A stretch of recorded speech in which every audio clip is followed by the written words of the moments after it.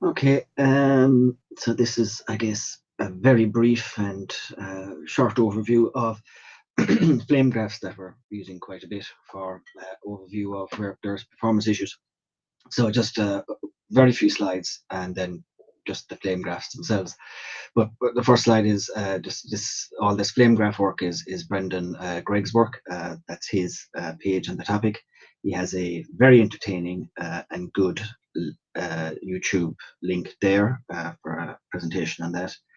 And then he has a book also mentioned there on flame graphs and perf and performance issues in general and checking them. He currently works for Netflix, and as part of the presentation, he describes how they use this and integrate it into Netflix own monitoring software and apparatus there. So all very entertaining, much more entertaining than this one will be. And then there's just a random slide off Wikipedia, just pointing out that if you have something that's slow and one part is spinning a lot longer than another part, if you spend your time optimizing the short part, then you're not going to get particularly any faster than if you had spent some effort on the long part. So it's worth knowing which bits are slow, which bits are not, in order to figure out which ones are worth optimizing. Otherwise, you're optimizing something that makes no difference whatsoever. So hopefully this will track to here on this page. So if you don't see a flame graph, let me know. So these are some real flame graphs. So the whole purpose here is that we have horizontal lines, and the wider the horizontal line is, the longer that has taken to execute. And then they're stacked as to what calls what vertically like that. What doesn't matter is the color. The colors are basically arbitrary, so the colors have no particular significance. And the ordering left to right is not significant either. It's just alphabetical, so there's no information in this direction that is useful. The only thing that's useful is the width of what's not, and then how they're stacked as to what calls what. What's not immediately obvious is that these flame graphs by default are clickable. So if you click on something, you can expand it and you can go back out again to the original level. So if we look here on this case, what I'm interested in here is not how this is executing something in calc and loading it and executing it a bunch of times. On the left hand side, that large block is just the loading, and the right hand side over here, it's how long it's been executing. In this particular case, I'm not interested in how long it takes to load. I'm only interested in how long it takes to execute. So this is the only block that I'm interested in for this case. I want to find out a bit more, and you just click on it. Obviously, spending all its time interpreting. So anything underneath interpreting doesn't really matter. It's what's happening at this level.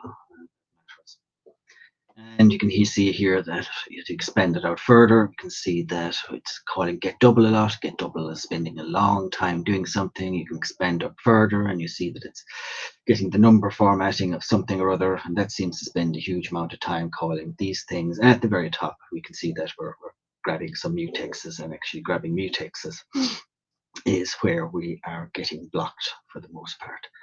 So you can get a pretty quick overview of where your time is spent, and you can decide that obviously you want to spend your time over here on these mutexes, the number formatters, and all this. This is why the execution is slow based on that information. Oh yeah, well first also as well you can search, and it will highlight for you all the cases of something. So if you see that, for example, get double is spending a time, you can search for get double and it'll highlight all the other get doubles. And maybe hidden by the bar here, it'll also sum up that total for you as to see what the overall cost of all that is. So it's like whatever 38%, I think is what that is. Maybe I can move that. Can I? I can. It is 34. 0.8% is the amount of time that is spent in get double. So anyway, based on that, off you go. Here's a flame graph for afterwards. Here's the loading block that we're not interested in. Here's our execution block that we are interested in. Obviously, the width is going to be 100% in each case, but you can see relatively that our execution time has shrank.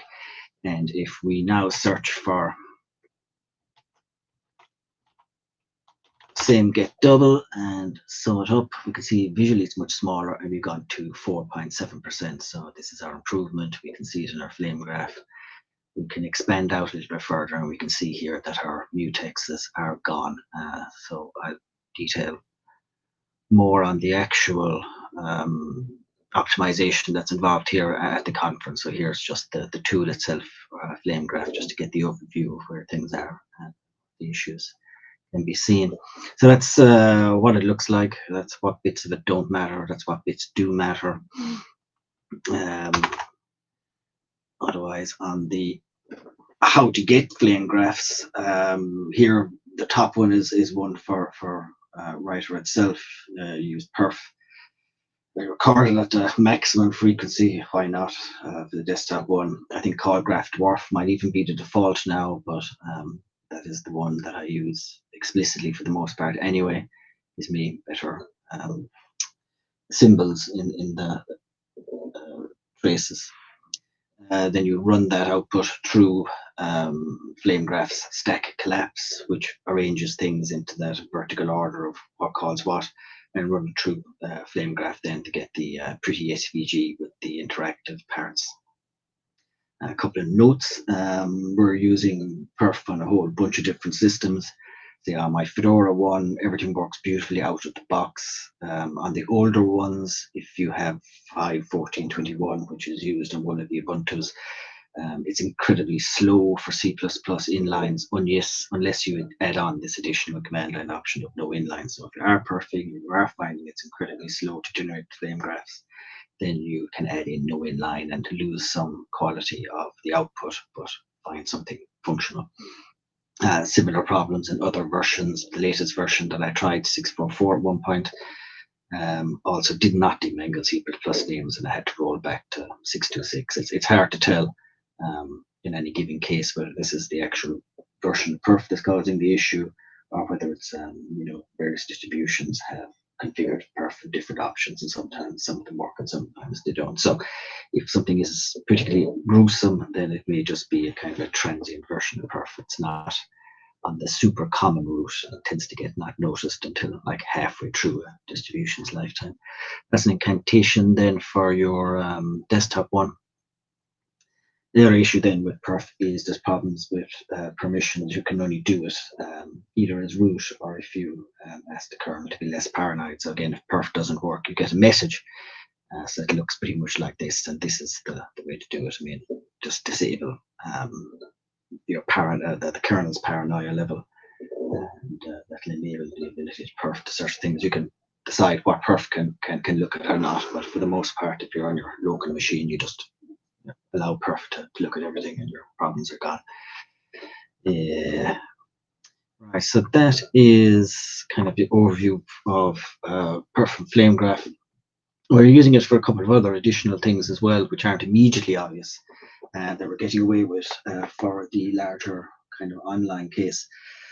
So what we can do is we can record the entire system performance data at a very low frequency. So F1 is your very low frequency there. We've limited the amount of data that's saved in the call graph to that 64K, just to keep those stack traces a bit smaller. And then we do it for a week. So we do a kind of a low frequency, week-long profile. And that then takes about 7 to 8 gigs. So we can get 8 gigs to collect an entire week worth of interaction with online, and it's small enough to work with, but large enough to get an overview of where all the activity is for a week. So if we look at a week-long flame graph, challenging on a long run. So here's a long run profile of a week. I think we're becoming a bit sluggish. Over a week period then on online, where is the time spent? Over a week, the time is spent loading documents for the most part, and then exporting graphics. So we can get an overview of that. We've got spreadsheets. We spend a lot of our, like 4% of the week is spent exporting Excel documents, so on and so forth. Over here we have a thread, so this is the threaded operation of Excel export as well. Writer layout spends this amount of time over here.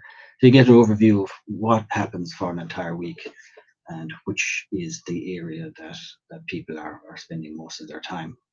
So they can get detected that way. That's reasonable enough, but I want to extend this concept a bit further. So the second idea is that you can record perf for application, like we see in the first case. We can use perf to record the entire system activity in the second case. And in the third case, then you can have perf to be triggered on certain events.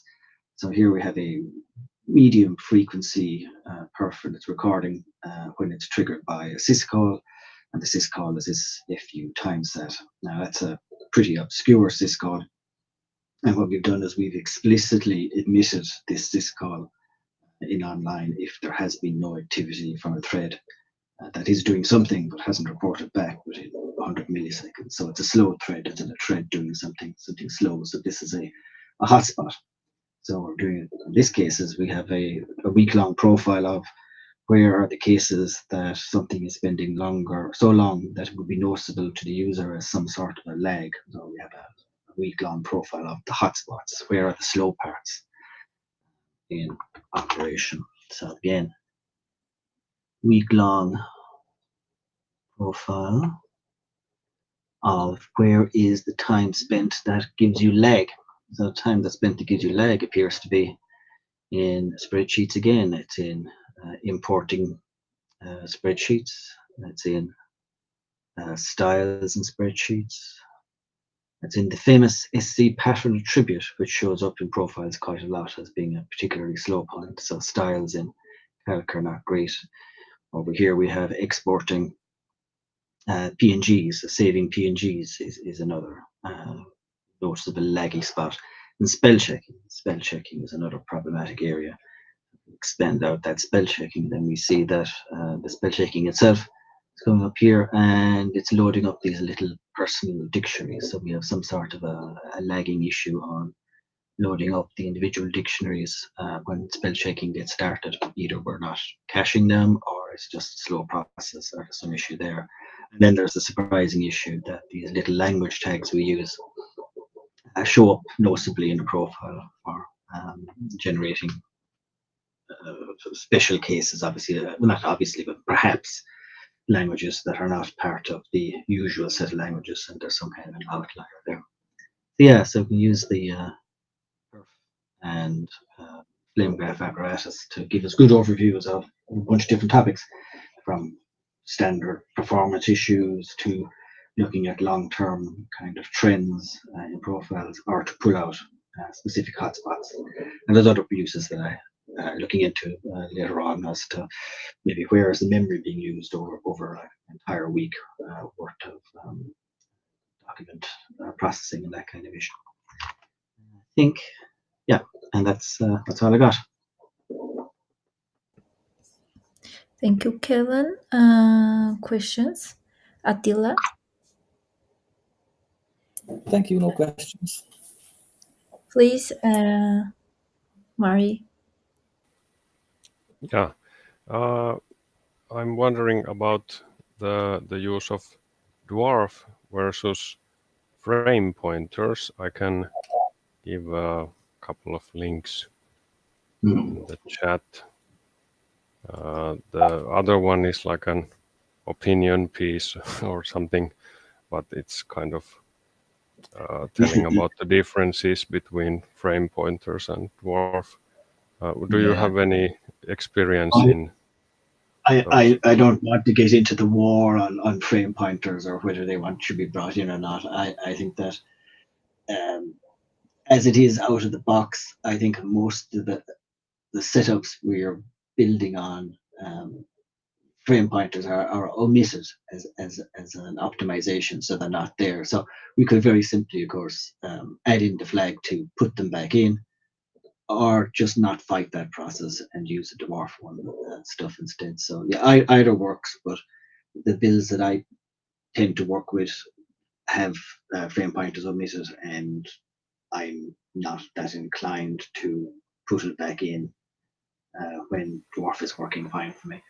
So yeah, I don't have a firm opinion on the matter. Okay, so kind of like letting the evolution go forward, and when more Linux systems are moving to frame pointers, then we will see if they are nicer than dwarf. Well, I guess it could be a return to frame pointer. Like they were there, and then they were optimized out, and then Yeah, I guess right. into it doesn't really matter that much in the end. Let's put them back in. It's so much easier to profile with them. But yeah, when you have the full debug information and you have got that all set up, then I'm getting good results without the need of putting dropping omit frame pointer. Okay, thanks.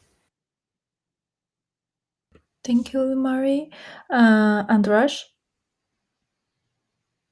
Questions? Okay. Berem, question? No questions. Clove, questions?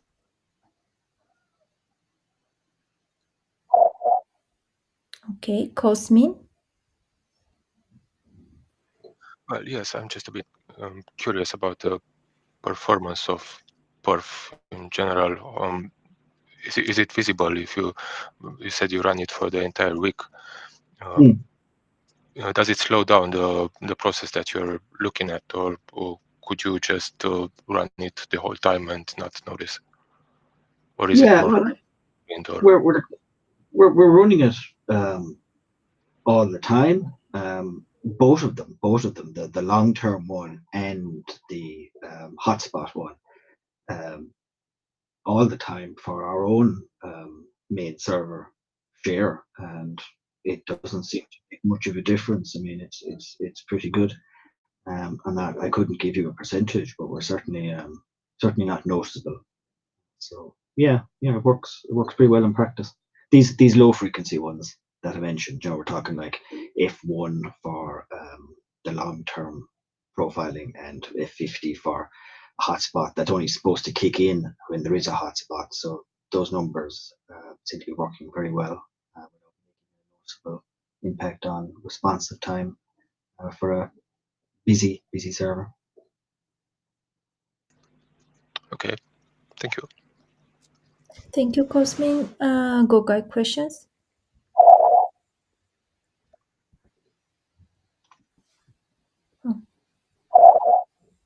Okay. Ezine, questions?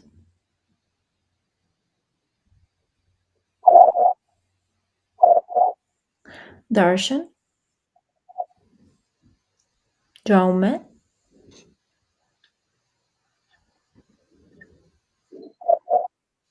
Okay. Joao? Okay. Michael? No. Okay. Miklos, questions? Not really a question. So there is an echo there, which is exciting. So not really a question, just a comment on that, like the different perf versions. I don't think it's as Fedora specific thing. I see something similar over here as well. When I had to manually run the perf script output over this C++ field to have actual C++ symbols. So that's probably at least some version where they managed to distribute that quite widely, and you need to do that manually. It's not the end of the world, but it's a bit annoying knowing that it used to work in the past.